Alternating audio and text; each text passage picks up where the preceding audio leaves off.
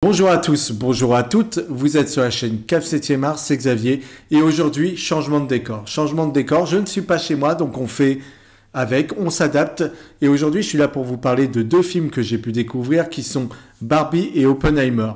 Je vais mettre en concurrence ces deux films qui sortent le même jour, le 17 juillet 2023, c'est une date à retenir. On attend beaucoup de ces films au box-office parce que ce sont les deux films qu'on pense pouvoir réunir le spectateur, le public en salle. Qui aurait cru un jour qu'on aurait parlé de Barbie et d'Oppenheimer avec le même intérêt et qu'on aurait pu penser qu'ils seraient presque les sauveurs de l'année 2023, puisque pour l'instant, les blockbusters de l'année 2023, eh bien, ils se plantent pratiquement tous.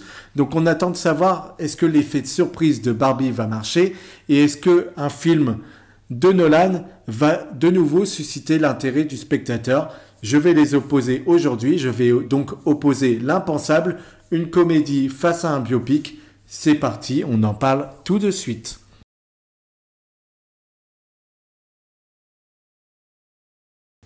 D'un côté, une comédie de Greta Gerwig, 39 ans, réalisatrice américaine qui a fait des films comme Lady Bird ou encore Les filles du Docteur March, qui est une réalisatrice qui est en train de se faire connaître à Hollywood, qui commence à avoir un joli nom. De l'autre, un biopic réalisé par Monsieur Christopher Nolan, 52 ans, qui lui est britannique et qui a fait des films tels que Memento, Inception, Dunkerque, Le Prestige, qui a fait la trilogie Batman, dont le Dark Knight est son chef-d'œuvre, qui a fait des films comme Interstellar ou encore dernièrement Tenet.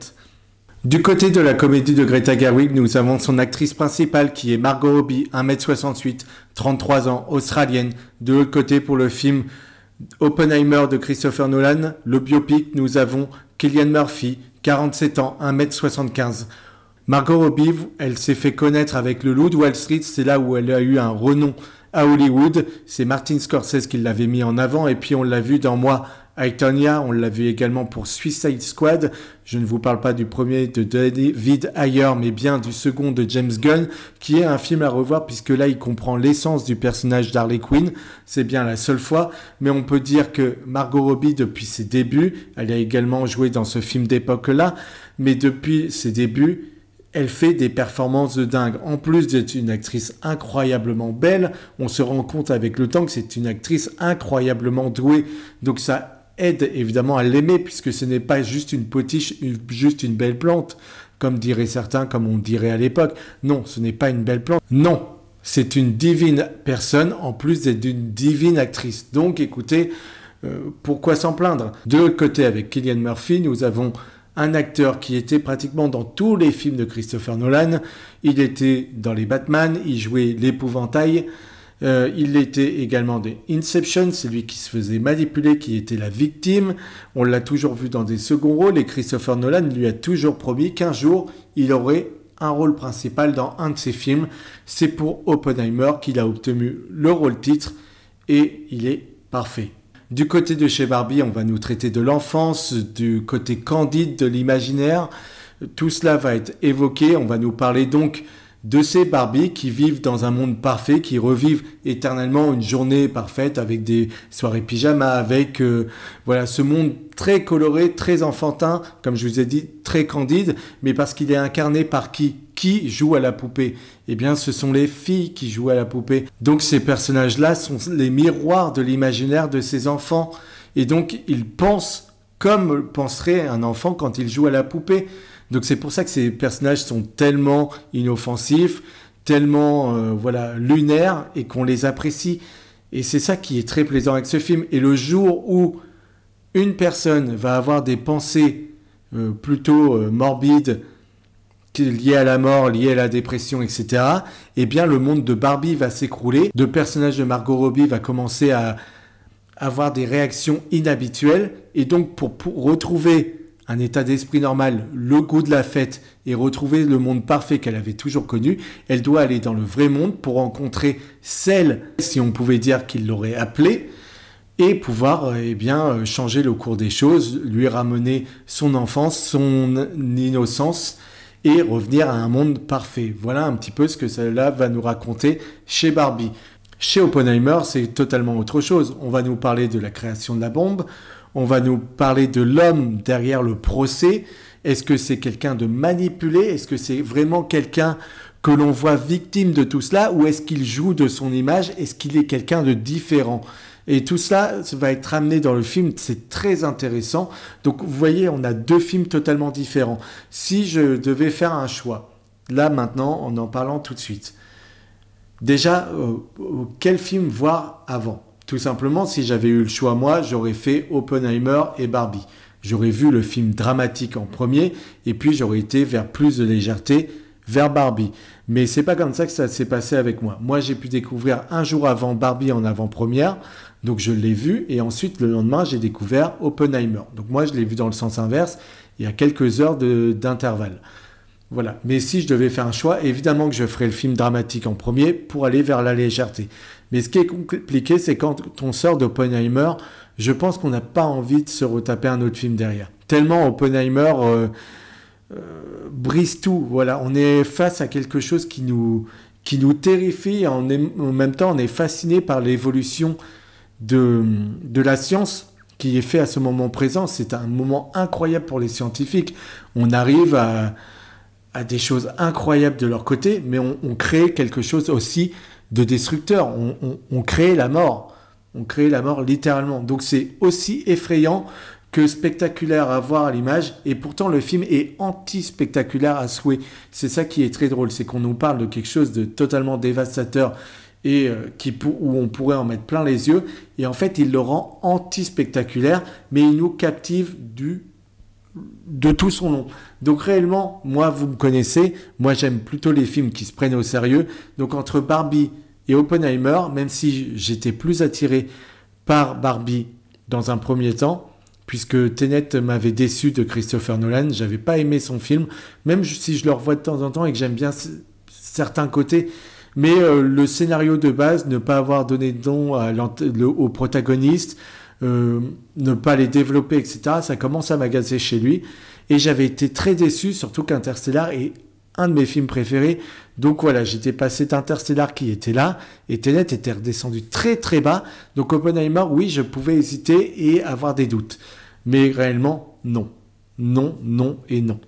Absolument pas. Donc entre les deux, effectivement, Barbie, on se disait tous, qu'est-ce qu'on va raconter sur Barbie? C'était ce que j'entendais partout, qu'est-ce qu'ils vont pouvoir en faire? Et quand j'ai su que Greta Gerwig allait arriver sur le projet, je savais que ce serait parfait. Je savais que là, on aurait quelque chose à manger. Et réellement, quand j'ai vu le teaser version l'Odyssée de l'espace qui nous a été proposé,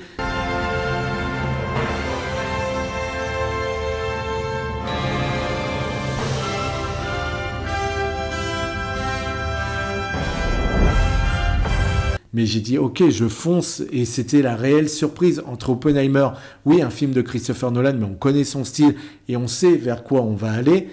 Barbie, ça crée réellement la surprise. C'est là que je pense que les spectateurs ont eu envie de se laisser tenter.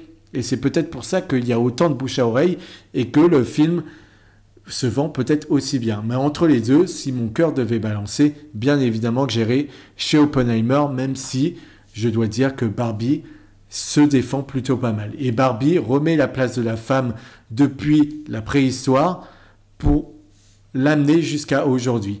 Elle va nous parler des poupées, mais en parlant des poupées, elle remet la place de la femme, le stéréotype de la femme selon les époques jusqu'à aujourd'hui pour nous montrer sa place à l'heure actuelle et ce qu'elle y défend. Et c'est très intéressant. Voilà pourquoi ces deux films sont à défendre. Voilà pourquoi, si je devais donner mon point, je vous le dis, je le donnerais à Oppenheimer. Mais est-ce que mettre ces deux films en concurrence vaut le coup aujourd'hui? On sait bien que non. Mais comme je vois beaucoup d'affiches qui m'ont amusé, qui ont mélangé Oppenheimer à Barbie puisqu'ils sortaient le même jour, puisqu'on les a mis en concurrence, je fais cette vidéo. Oui, je fais une vidéo sur deux films totalement différents. Oui, j'en ai conscience, on ne peut pas les comparer. Mais, puisqu'on fait l'impensable, allons jusqu'au bout, on va les comparer. Donc, pour ce qui est de Barbie, comme je vous ai dit, on a un univers plutôt coloré, on a une Margot Robbie qui est juste délicieuse, parfaite. C'est compliqué de jouer la naïve, de rester sur un ton hyper décalé tout le temps. Et Margot Robbie, c'est presque un sans faute dans ce film, parce que là, on pourrait être dans le surjeu très, très, très rapidement. C'est pas le cas, c'est jamais le cas. C'est pour ça que moi, elle m'a fasciné, et c'est le faire-valoir du film. Parce qu'on a beaucoup mis en avant dans les promos, etc., Ryan Gosling, on m'a beaucoup dit, tu verras, sa performance est dingue. Et bah, pas tant que ça, parce que, alors oui, Ryan Gosling le joue très bien, il est un très bon Ken, mais à côté de Margot Robbie, il y a des moments où on voit le surjeu chez Ryan Gosling, qui n'est pas chez elle. Elle a toujours ce côté candide, ce côté... même quand elle parle de la mort et que d'un coup tout le monde s'arrête et la regarde en mode bizarre, elle fait un petit sourire et ça passe. Et elle a vraiment le bon timing, le bon respect. Ça vient de la réalisatrice qui lui a demandé cela, mais le jouer, bien l'interpréter et toujours être sur la ligne très fine entre le jeu correct et le surjeu, sachant qu'elle est toujours dans le décalage, etc. C'est très compliqué de le maintenir. Et là, on est dans la bonne lignée. Le très très bon dosage de jeu. Donc c'est parfait. Margot Robbie est excellente du début à la fin dans ce film. Voilà, ça c'est le très très bon point du film, c'est que c'est magnifique. Et ce qu'elle arrive à faire de son personnage, c'est incroyable. Alors au casting, on a Emma Mackey, on a également Dua Lipa, on a John Cena en sirène, ça c'est très drôle. On a Simu Liu qui jouait Shang-Chi pour Marvel. J'ai pas retenu tout le casting en entier, mais voilà, on a ce casting-là de ce côté. Pour ce qui est d'Oppenheimer, on va nous parler de la paranoïa de l'Amérique dans ces années-là, la chasse aux communistes avec J. Edgar Hoover. Oppenheimer étant un communiste juif, ça va poser problème. En tout cas, il entretient des idéologies avec le communisme et du coup, même s'il fait des choses pour l'Amérique, derrière, une fois que c'est fait, on a presque oublié le travail qu'il a fait pour eux. Il reste un communiste, il reste un personnage à abattre, et donc on va essayer de lui trouver des problèmes. Alors peut-être que c'est nécessaire, peut-être que c'est vrai, mais est-ce qu'on ne s'acharne pas juste sur quelqu'un, juste parce qu'il est communiste? C'est ça la grande question qui va être tout au long du film, en plus de nous parler de l'armement, de la course à l'armement, bien évidemment, parce que Oppenheimer est persuadé qu'en faisant cette arme, puisqu'il faut dépasser les nazis, parce que les nazis vont créer une arme nucléaire, mais ils ont déjà des mois et des mois d'avance. Donc on réunit les meilleurs scientifiques possibles pour les devancer, pour créer l'arme en premier et pouvoir faire peur au reste du monde. Parce qu'on se dit qu'avec cette arme, plus aucune guerre n'aura lieu après dans le monde. Maintenant que nous, on a le recul, puisqu'on est des années après, on sait que c'est faux et que ce n'est qu'un jeu à l'armement et qu'aujourd'hui, notre monde il est terrassé par l'idée nucléaire tout le temps. C'est la grande bataille de ce monde. Et donc, lui est persuadé qu'en créant une arme pareille, il n'y aura plus jamais de guerre derrière. Et c'est totalement faux, on le sait. Et quand on voit la création de cette arme, on sait que la mort est derrière. Et c'est terrifiant. Le film en est terrifiant du début à la fin, et pourtant ce ne sont que des discussions. Le film est énormément intensifié de bruit, énormément de travail de son, on a énormément de paroles, c'est toujours des dialogues qu'il faut qu'on comprenne, il faut qu'on se remette dans la position, il y a énormément de personnages, il faut qu'on comprenne qui parle avec qui, et comme ça blablate tout le temps, peut-être des fois scientifique, et des fois ça nous parle de vie personnelle, des fois ça nous parle scientifique, parfois ça nous parle d'autre chose. Il faut toujours qu'on reste très très attentif à ce qu'on entend. C'est des fois très fastidieux, je dirais. Ça peut être fatigant et épuisant à la longue, parce qu'on nous demande un travail de compréhension et de réflexion directe. Voilà, il faut qu'on soit présent, il faut qu'on soit attentif à ce qu'on nous dit, parce que sinon on peut vite être perdu, ça c'est vrai. Ça c'est une réalité. Là où Interstellar chez Nolan, eh bien on nous vulgarisait la science, on arrivait très bien à comprendre ce qu'ils allaient entreprendre et on arrivait à le faire simplement.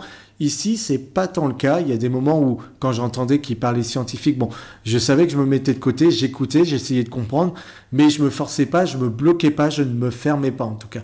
Je savais que je retrouverais après des éléments de langage qui me parleront et qui me permettront de comprendre à mon niveau. Mais voilà, il faut savoir que Nolan ne nous prend pas pour un idiot, et donc on est tout le temps dans des discours, mais qui sont vraiment complexes, qui peuvent paraître complexes en tout cas. Donc ça, c'est pas nous prendre pour des idiots, donc ça, j'apprécie plutôt bien. Pour ce qui est de Barbie, la mise en scène est très bien faite. Comme je vous ai dit, on joue évidemment sur le décalage, on a beaucoup de moments musicaux où les Ken chantent, quand on passe dans le vrai monde avec Will Ferrell, tous ces acteurs qui viennent, c'est toujours décalé, mais il n'y a pas que ça. Moi, ça m'a fait penser à un autre film qui s'appelle Le Challenge avec Jennifer Lawrence, qui est sorti il y a 2-3 semaines, qui était une comédie totalement décalée, qu'on pouvait voir des images de la bande-annonce, mais pas que. Pas que. Parce qu'il y avait une part plutôt touchante derrière ce côté absurde. Donc on n'était pas sur les grosses comédies bien lourdes, American Pie, etc., que savent faire les ricains. Non, on était sur, oui, quelque chose qui peut paraître lourd, mais pas que. Et là, c'est ce que je retrouve aussi avec Barbie. On a un côté décalé, mais aussi on a un message qui est plutôt bien amené, même si, comparé à Oppenheimer, bien évidemment, le récit du film, le scénario, est beaucoup moins développé et il y a beaucoup plus de prétextes. Vous voyez, on n'est pas sur la même ambition. On est sur de la légèreté d'un côté, sur des Barbies qui sont là depuis des années, qui sont les jouets préférés des enfants, des petites filles. Et de l'autre côté, on est sur le biopic d'un homme qui, un énorme scientifique, un grand scientifique de notre temps, qui a créé l'armement atomique. Donc vous voyez, on ne parle pas du tout des mêmes choses. Heureusement que Oppenheimer est construit et très très enrichissant. Et heureusement que Barbie, même s'il a un discours limité, est bien fourni et nous amuse. C'est justement tout le but de Barbie. Et oui, on rit beaucoup devant Barbie. Oui, il y a beaucoup de moments très légers, très fun, très agréables. Moi, j'ai ri du début à la fin, hein, je ne vais pas m'en vouloir. Comparé à d'autres, je trouvais que la salle était plutôt timide. Moi, je trouvais qu'il y avait plein de moments qui marchaient très bien. Et j'avais pas l'impression que ça faisait rire grand monde. Alors oui, quand on est dans tout le temps l'envie de faire marrer tout le temps, on peut avoir une usure un petit peu à un moment donné. C'est ce que je reproche à bien des films. Une blague par minute, ça marche plus. Voilà. Il faut réussir à faire un truc sérieux et amener la blague dans le ton. Et en général, c'est pas ce qu'ils font. Ici, malgré le côté décalé, j'arrivais souvent à retrouver l'amusement derrière. Et j'ai trouvé que Greta Gerwig, elle arrivait réellement à insuffler une âme à ce film Barbie. Et donc, ça en fait un très beau moment. C'était très touchant. Et je vous dis, ce qu'il y a à creuser derrière Barbie, ce qu'on nous amène derrière est très beau. Tout ce qu'on nous amène sur la place de la femme était très intéressant, même si je vous ai dit toujours, il est léger. Voilà ce que je pourrais vous dire, moi, de Barbie. Donc, oui, la mise en scène est très bonne. Je me rappelle pas de la musique, je pense pas qu'elle ait été exceptionnelle. Mais les couleurs, on est vraiment dans l'enfance. C'est tout ce qu'on attend d'un univers de petite fille. Donc tout a été respecté. Et oui, le film Barbie peut être vu, surtout par les grands. Parce que j'ai vu, moi dans ma salle, c'était incohérent. Il y avait une mère qui a ramené son enfant de 2 ans.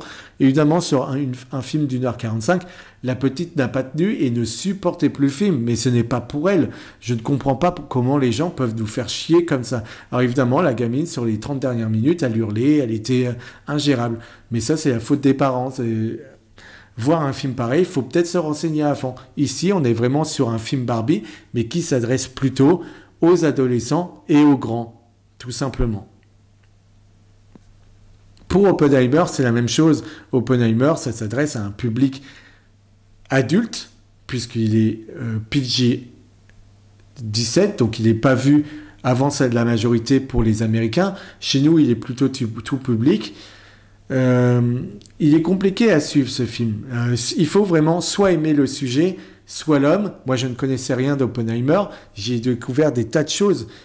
Par exemple, j'ai vu la dualité avec le colonel Strauss, qui est joué dans le film par Robert Downey Jr. On a un casting de fou pour Oppenheimer, qui est Robert Downey Jr., qu'on n'avait pas vu depuis Iron Man, dans un aussi bon rôle, et ça fait plaisir. Il a même avoué qu'il avait peur qu'en allant chez Marvel, son jeu soit limité et qu'il ne retrouve plus justement l'envie de jouer, ou en tout cas qu'il n'arrive plus à jouer aussi bien, que le fait d'être chez Marvel le limite parce qu'il comprend qu'il n'y a pas beaucoup de choses à creuser chez Marvel. Voilà, ça, j'aimais bien le petit tacle, c'est pour ça que je vous le dis, hein, c'est gratuit. Mais voilà, à chaque fois qu'on attaque Marvel, je serai ravi. Donc on en apprend des tas de choses sur lui. Donc on a Robert Downey Jr., on a Emily Blunt qui jouait dans Edge of Tomorrow, qui jouait dans Sicario. Voilà, c'est une divine actrice qui jouait aussi pour Mary Poppins, le retour de Mary Poppins, qui est un film détestable à souhait. Mais Emily Blunt est une actrice totalement géniale. Vous pouvez aussi la voir dans Looper, qui est un autre film où vous pouvez la découvrir. Il y avait au casting également le frère de Ben Affleck, Casey Affleck, qui avait un rôle complètement dingue, toujours un peu sadique, et il est parfait pour jouer ce genre de rôle, ce mec-là. On a Matt Damon qui revient chez Christopher Nolan après être apparu dans Interstellar, et il était totalement dingue dans ce film. Il est toujours très bon, donc là, il n'y a aucun souci. C'est l'acteur de Jason Bourne, c'est l'acteur aussi de Monument Man, c'est aussi l'acteur que vous avez pu voir dans, je réfléchis, Invictus, voilà, c'est tout ça, Matt Damon. Et vous avez des acteurs comme Jason Clarke qui joue un homme au procès qui veut nuire à Oppenheimer, qui veut nuire certainement aux communistes, qui est du côté du colonel Strauss, joué par Robert Downey Jr. Et Jason Clarke, vous avez pu le voir dans le film français de Cédric Jiménez, HHHH, où il joue un Allemand, un nazi. Vous avez pu également le voir dans La Planète des Singes, dans le 2e épisode, l'épisode le plus sombre de la saga de Matt Reeves, où il était juste parfait. Donc voilà, c'est un petit peu pour le casting. Je regarde si j'en oublie. On a évidemment Florence Pugh, j'ai oublié. Florence Pugh qui jouait dans Les Filles du Docteur March, qui jouait également dans Don't Worry Darling, et qui jouait aussi dans Midsommar. C'est une fabuleuse actrice, une toute jeune actrice, mais qui déjà va vers les plus grands, puisqu'on a reconnu son talent. C'est une des rares actrices à l'heure actuelle qui a déjà sa carrière devant elle, hein, c'est une évidence.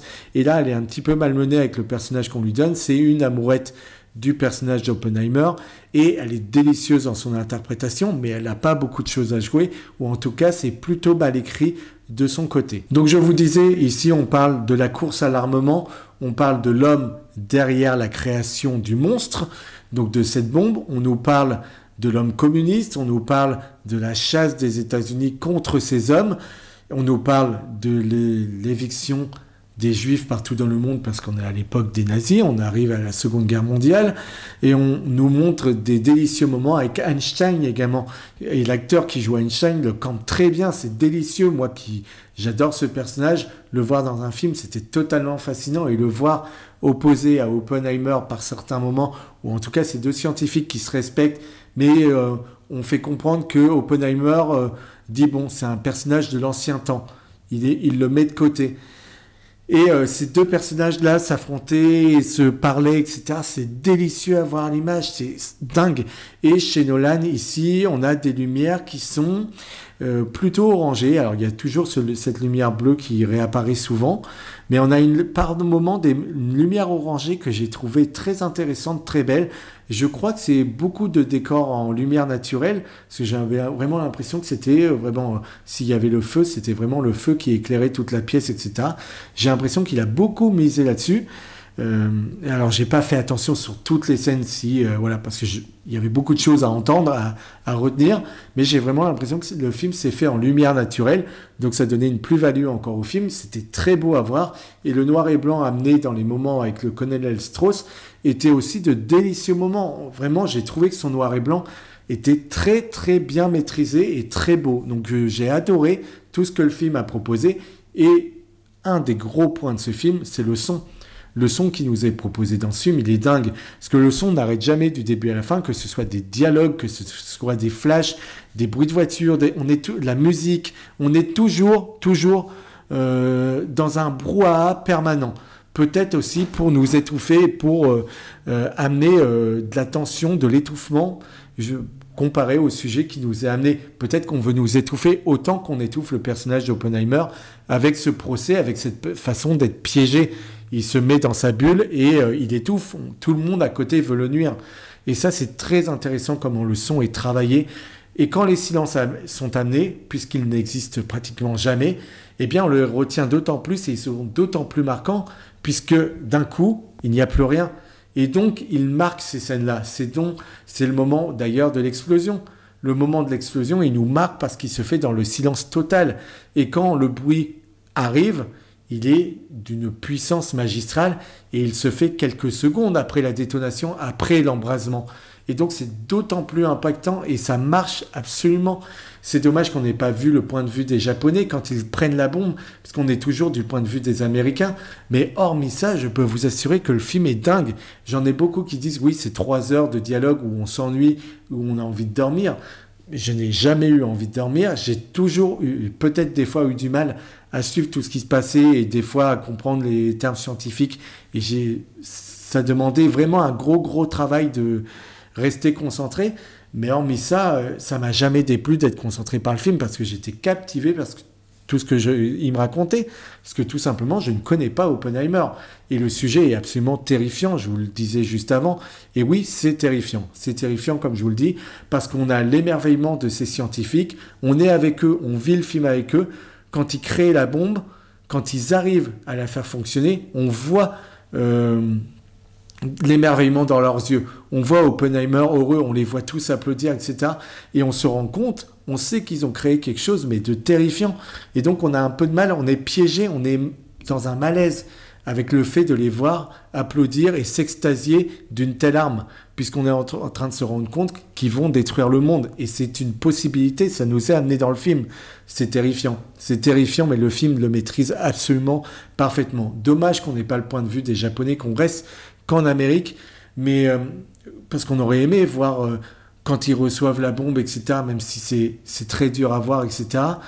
Voilà, mais lui, on le voit tout le temps dans la terreur, il fait des cauchemars, il dit qu'il a du sang sur les mains, il voit les corps, la cendre et tout, les corps qui restent, ce qu'il a créé et ce qu'il a fait, les morts qu'il a sur la conscience, il les subit. Et quand Oppenheimer rencontre le président, la scène est absolument terrorisante de la manière quand Oppenheimer lui dit « Je crois que j'ai du sang sur les mains » et que l'autre lui tend un mouchoir en mode « Bah, essuie-toi les mains et puis voilà, c'est fini ». Mais c'est terrifiant, c'est atroce et ça nous parle beaucoup de l'Amérique d'aujourd'hui. Mais la dualité entre le colonel Strauss et Oppenheimer qui fait une grande partie du film, elle est juste dingue. On se ravit du film, c'est juste un délicieux moment. Moi, je ne peux que vous envier à voir le film. Oui, il est complexe, mais oui, il ne nous prend pas pour un con. C'est un des plus grands films de Christopher Nolan. J'ai adoré ce biopic. Il est très bien construit, c'est juste incroyable du début à la fin, entre la comédie de Barbie qui est maîtrisée, qui nous amène beaucoup de choses sur la place de la femme, mais avec légèreté et qui comprend son personnage avec une Margot Robbie qui le fait avec brio. On a d'un autre côté un biopic qui lui est terrorisant, fascinant à la fois et qui nous parle d'un homme complexe, de la paranoïa de l'Amérique et qui va dans bien des sujets et qui nous oppose des fois Einstein à Oppenheimer et c'est juste délicieux à voir à l'écran. Rien que pour ça, allez au cinéma. Oui, ces deux films méritent d'être vus. Oui, mon point va vers Oppenheimer. Il n'y a pas de débat, le film fait plus de 3 heures, l'autre fait 1h45 et les 3 heures, je ne les ai pas vus passer. Donc vraiment, Oppenheimer, pour moi, gagne s'il devrait y avoir un combat. Mais les deux films méritent que vous ayez en salle. C'est pourquoi je vous demande aujourd'hui d'aller au cinéma, de vous rendre dans la salle obscure. Il y a la clim, vous passerez un bon moment. Je vous laisse là-dessus. Merci de partager, de liker, de commenter cette vidéo, de me faire part de vos retours. Voilà, j'espère que cette vidéo vous aura plu. Moi, je vous laisse là-dessus. Je vous remercie de m'avoir écouté jusqu'ici et je vous dis à très vite. Vous êtes l'homme qui leur a donné le pouvoir d'autodestruction. Or, le monde n'est pas prêt.